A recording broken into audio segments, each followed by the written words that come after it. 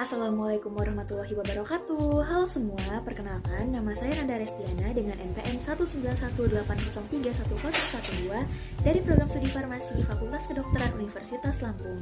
Di sini saya akan menjelaskan materi tentang hak asasi manusia atau HAM. Nah, berikut ini adalah outline yang akan saya sampaikan dan saya bahas pada video pembelajaran kali ini. Yang pertama ada pengertian dan subjek HAM, yang kedua ada latar belakang dan sejarah lahirnya HAM, yang ketiga ada jenis-jenis HAM, yang keempat ada prinsip pokok HAM, yang kelima ada instrumen HAM nasional, yang keenam pelanggaran HAM, dan yang ketujuh peradilan dan penegakan HAM. Berbicara mengenai hak asasi manusia atau HAM, tentunya kita harus tahu pengertiannya terlebih dahulu. Nah, hak asasi manusia terdiri dari 3 kata, yaitu hak, asasi, dan manusia. Hak berarti kewenangan untuk melakukan atau tidak melakukan sesuatu. Asasi berarti segala sesuatu yang bersifat mendasar dan fundamental dan selalu melekat pada objeknya. Sedangkan manusia berarti umat ciptaan manusia yang berakal budi. Jadi, hak asasi manusia atau HAM diartikan sebagai hak-hak yang mendasar pada diri manusia.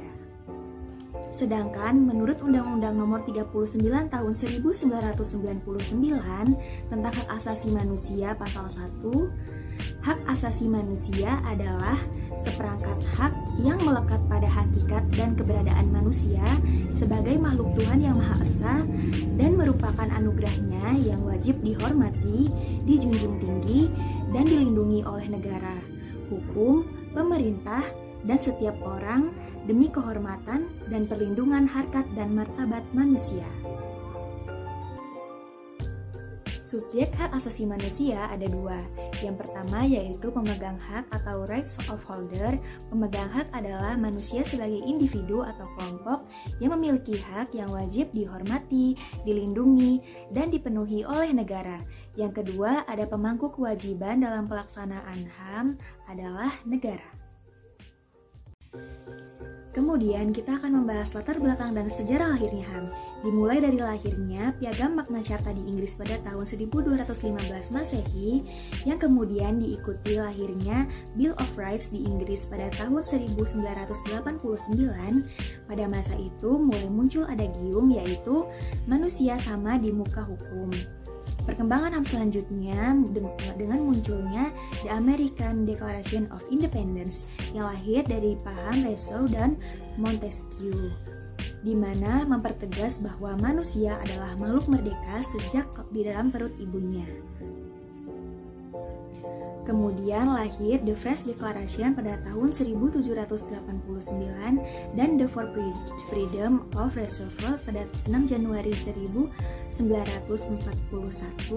yakni hak kebebasan berbicara dan menyampaikan pendapat, hak memeluk agama dan beribadah sesuai dengan agama dan kepercayaan masing-masing, hak kebebasan dari kemiskinan, dan hak kebebasan dari ketakutan. Kemudian ada Deklarasi Philadelphia pada tahun 1994 tentang kebutuhan penting untuk menciptakan perdamaian dunia berdasarkan keadilan sosial dan perlindungan seluruh manusia, apapun rasnya, kepercayaan, ataupun jenis kelaminnya. Selanjutnya kita akan membahas jenis hak asasi manusia. Yang pertama, hak-hak asasi pribadi atau personal rights, yaitu kebebasan menyatakan pendapat, kebebasan memeluk agama, dan kebebasan bergerak. Yang kedua, hak-hak asasi ekonomi atau property rights, yaitu hak untuk memiliki sesuatu, membeli, dan menjual serta memanfaatkannya. Yang ketiga, hak-hak asasi politik atau political rights, yaitu hak untuk ikut serta dalam pemerintahan, hak pilih, dipilih, dan memilih dalam suatu pemilihan umum, dan hak untuk mendirikan partai politik. Yang keempat, hak-hak asasi untuk mendapatkan perlakuan yang sama dalam hukum dan pemerintahan atau rights of legal equality. Yang kelima, hak-hak asasi sosial dan kebudayaan atau social and cultural rights, yaitu hak untuk memilih pendidikan, dan hak untuk mengembangkan kebudayaan. Dan yang terakhir yaitu hak asasi untuk mendapatkan perlakuan, tata cara peradilan, dan perlindungan atau procedural rights, yaitu peraturan dalam hal penahanan, penangkapan, penggeledahan, dan peradilan. Selanjutnya yaitu ada prinsip pokok hak asasi manusia. Yang pertama, tidak bisa dibagi atau indivisibility. Yang kedua, saling bergantung dan berkaitan atau interdependence dan interrelation. Yang ketiga, ada universal dan tidak dapat dicabut atau universality and inability. Yang keempat, kesetaraan dan non-diskriminasi atau equality and non-discrimination. Yang kelima, ada partisipasi dan kontribusi atau participation and contribution. Dan yang keenam, ada tanggung jawab negara dan penegakan hukum atau state responsibility and rule of law.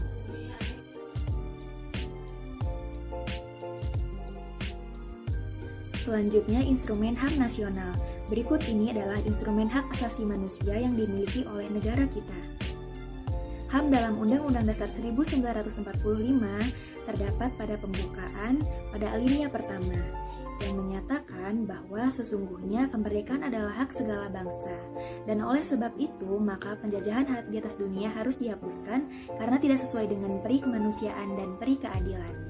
Kemudian, terdapat pada batang tubuh Undang-Undang Dasar 1945 pada pasal 27, 28, 29, 30, 31, dan 34. Kemudian ada Undang-Undang Nomor 39 Tahun 1999 yang mengatur tentang hak asasi manusia.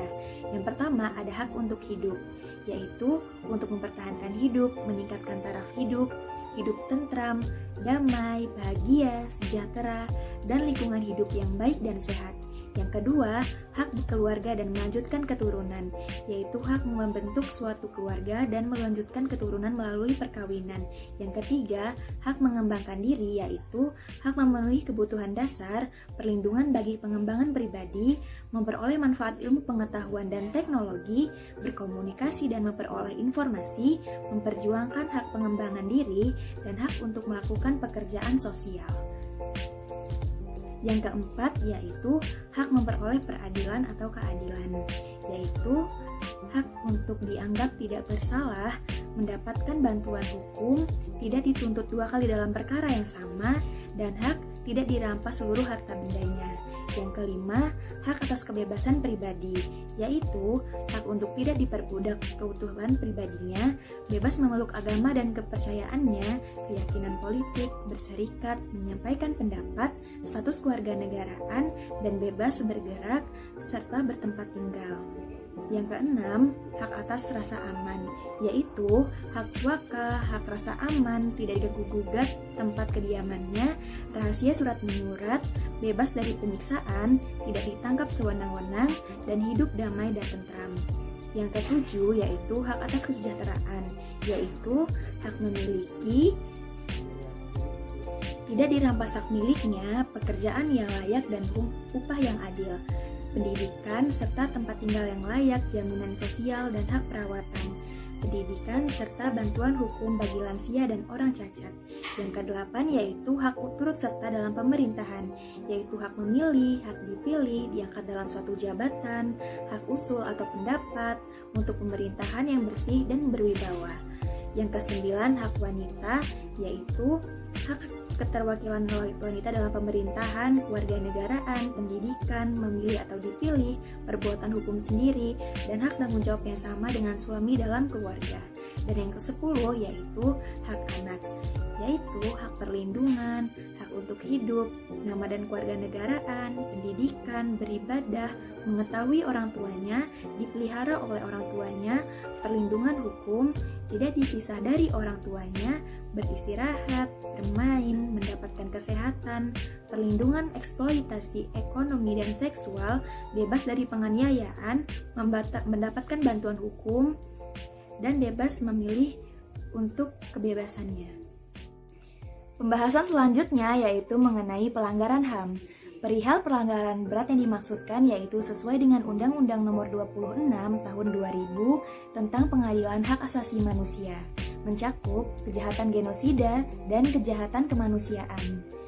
Yang pertama yaitu kejahatan genosida adalah setiap perbuatan yang dilakukan dengan maksud untuk menghancurkan atau memusnahkan seluruh atau sebagian kelompok bangsa, ras, kelompok etnik, kelompok agama dengan cara pertama membunuh anggota kelompok, yang kedua mengakibatkan penderitaan fisik atau mental berat, yang ketiga menciptakan kondisi kehidupan kelompok yang akan mengakibatkan kemusnahan secara fisik, baik seluruh ataupun sebagian, yang keempat memaksakan tindakan-tindakan yang bertujuan untuk mencegah kelahiran di dalam kelompok, dan yang kelima, memindahkan secara paksa anak-anak dan kelompok tertentu ke kelompok lainnya.